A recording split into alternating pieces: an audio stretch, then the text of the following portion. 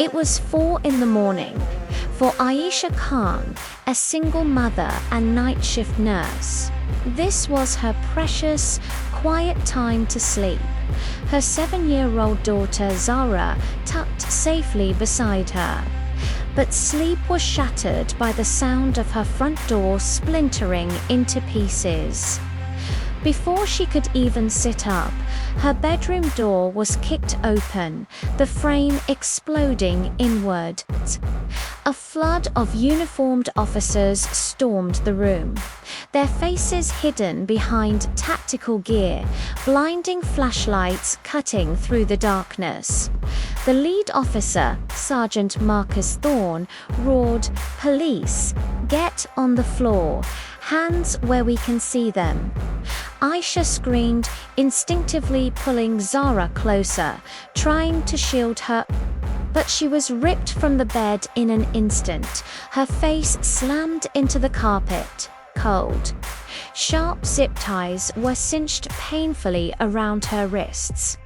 Zara's cries turned into hysterical sobs. The little girl, frozen in terror, clutching her stuffed bunny. "Where is it? Where's the money and the product?" Thorne demanded, his knee pressing hard into Aisha's spine, making it hard to breathe. "Don't lie to us. I don't know what you're talking about." Aisha gasped, her voice raw with fear and confusion. "This is my home. There's nothing here.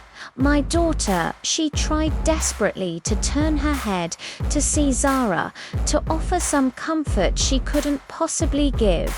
But she was pinned, helpless. The next 30 minutes were a blur of violent chaos. Officers tore through her modest duplex with brutal efficiency. They emptied drawers onto the floor, ripped open closet doors, and even slit open the cushions of her sofa. They were hunting for drugs, for stacks of cash, for any sign of a criminal enterprise. But all they found were children's toys, nursing scrubs, and school permission slips. They found the humble artifacts of a single mother's life. Then, the frenzied energy in the room suddenly vanished.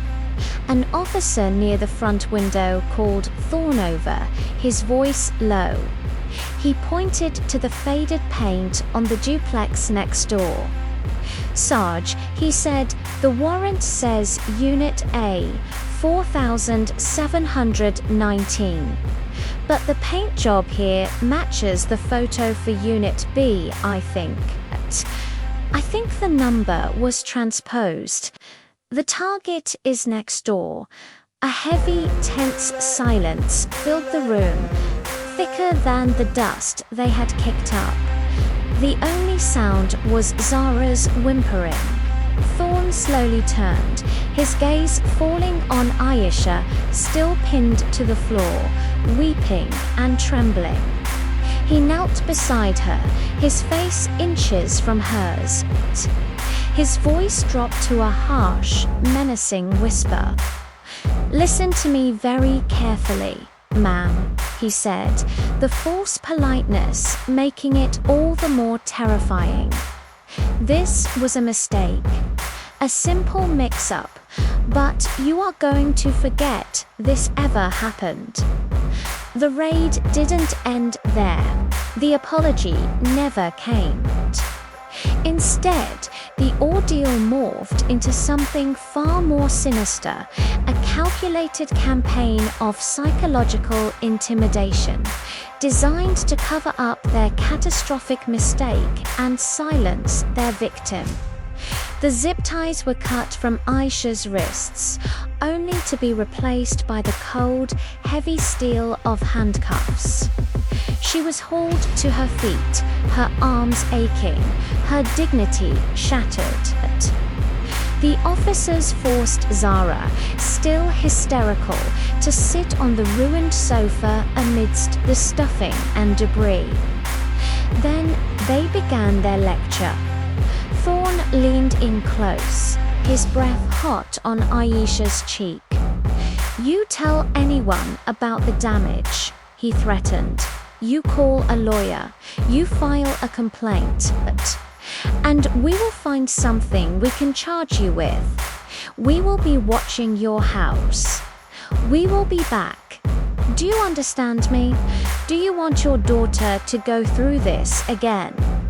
The threat hung in the air, suffocating. They weren't just police officers anymore.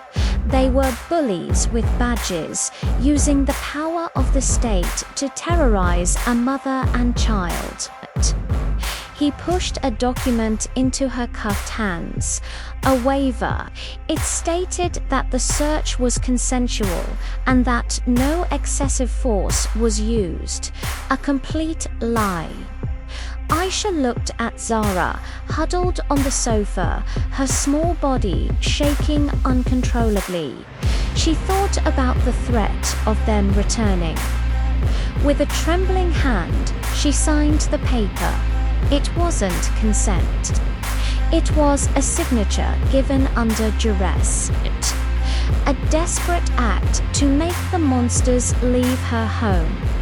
Before they left, they made it clear they would offer no help. The front door, now just a gaping hole, was left as it was, exposed to the cold morning air. Thorne tossed a business card onto the ruined floor. "Call this number for emergency repairs," he said with a sneer. "Don't call anyone else. We were never here." And then they were gone. They left the wrong house, the wrong family, the wrong target. They walked away, leaving behind a trail of physical destruction and profound trauma. They had invaded her sanctuary, the one place she and her daughter were supposed to be safe, and had threatened her into silence. Aisha was left alone in the wreckage of her home. She rushed to Zara, wrapping her in her arms, whispering reassurances she didn't believe herself. As she held her daughter amidst the debris, a single crushing question echoed in her mind. How could she ever feel safe in her own home again? The people sworn to protect her had become her tormentors, and the system she was taught to trust had shown her its terrifying, unaccountable power. This wasn't just a mistake. It was an act of terror, and the silence they demanded was the heaviest burden of all.